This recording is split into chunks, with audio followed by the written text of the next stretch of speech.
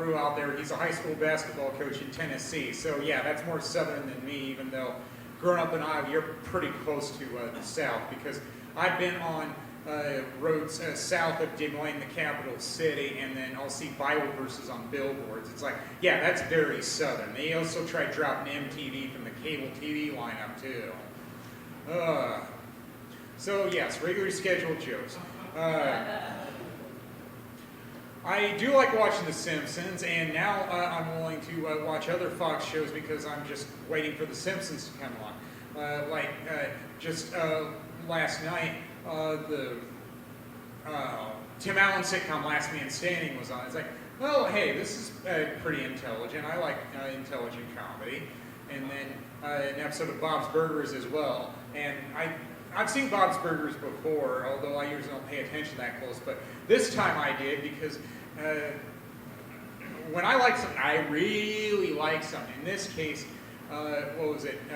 Bob was forced to take a day off from his restaurant, so then he just had to go somewhere else. He ended up at another sandwich place, and somebody called him a bread perv, and it's like, for whatever reason, that just sounds funny as hell to me. And I guess he got called that because he was just sniffing the bread. And it's like, I guess I don't think of that as being perverted. I mean, there are probably more perverted things than that you can do to bread. I've seen that in American Pie and a few other movies on some of the things you can do to bread and pastries and such. But I think it was just the voice tone, the voice inflection as to why bread pervs just sound so funny to me. Yeah, I had to get rid of that one. So it's like, all right, I've got to talk about my set. So done. I've purged it. I've dumped it. Karaoke, I still do that a lot for the stage time, and I don't believe in stunts to get comedy material. Things just naturally fall into my lap. In this case, that happened twice this past week when I was doing karaoke. There was one place I had just gotten there from another event, and I had a hard time finding a seat at the bar to get a beer order. And then a dude said, well, you can sit next to me. And I said, well, I'm here to sing. What's your go-to song for karaoke? And I said the first song I did was Eminem. Do you have a favorite music act? I have 6. And then he said, can you do Green Day? Sorry, I've already got a song in. That's the thing I do. I put in a song, then I get beer, because I know there's usually a way to go on and sing. And then, where did it go after that? Well, I get called to sing before I get my beer order in. That's not typical. That was really quick. And then he also wanted to try on my hat at one point, and I looked all sad pan at him, and then he gave it back to me. And then he still wanted to know my favorite music act. My answer was not good enough. Said that they're all various genres. And I said, we're allowed to like various genres. And then I was able to name 3 music acts I'm aware of that have performed the song Landslide. There's been at least 3 that I know of. There's Fleetwood Mac, there's Smashing Pumpkins, there's Dixie Chicks. Those are all different genres. And I think it's an endless list of other songs that have been done by various genres, like heard first done by 9 Inch Nails and then later famously done by Johnny Cash. You can call it country, you can call it rock, you can play the sucker till the day I drop. That was in a Charlie Daniels song, and it's still true.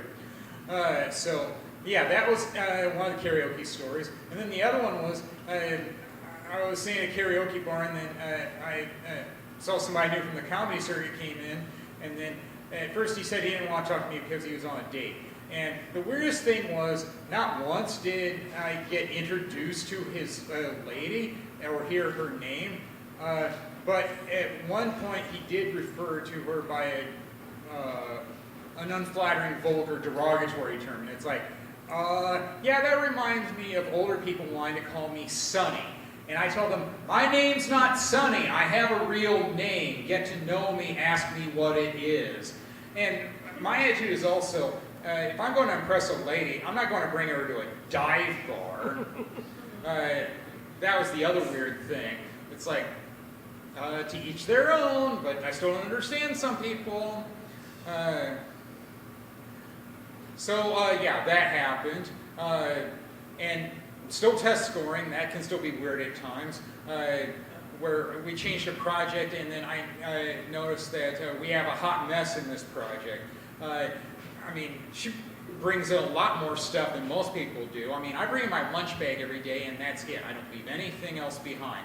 But she had a butt pillow, a second pillow, and a blanket. And then she ended up falling asleep not once but twice. And then she got reprimanded for that. It's like, yeah, usually that means you lose your job. So I don't understand that one. But I know well enough that if I want to keep my job, just pay attention to what I'm doing. But yeah, some people are really weird. That's all I can say about that. I know that's what I say about the people I meet at karaoke bars, but that's also true with some of the jobs you've got that you can have. I love St. Paul Saints baseball. I went to another game over the weekend. That was my third of the season. I had to go to that one because I'm a big Charlie Brown fan. It was Charlie Brown night, and I understand it was just a big advertisement for Valley Fair, the amusement park that now has Charlie Brown characters there for an entire month. So it's like, we know how this one is going to end. I like anything Charlie Brown, and that means at some point this month I'm going to Valley Fair. It was just like when I found out they had some of those special pumpkin patches with the Charlie Brown theme on the 50th anniversary. It's like, I'm going to find the closest one. It was back in my native state of Iowa, but I went. Yeah. So there was that, and then, yes, and with a good one. I meet all kinds of people wherever I go. I just need to get comfortable shoes again over the weekend, so I have gift cards to use at JCPenney. And then I was talking to the cashier when I was using the gift cards, and I said, yeah, I don't use restaurant gift cards anymore because I don't need to. I'm no longer in a relationship. And she said something about your wife, and it's like, yeah, I don't have one. I've never been married. And she was surprised about that. And then we talked about that for a while, and no, she's not an option. She said she was already married.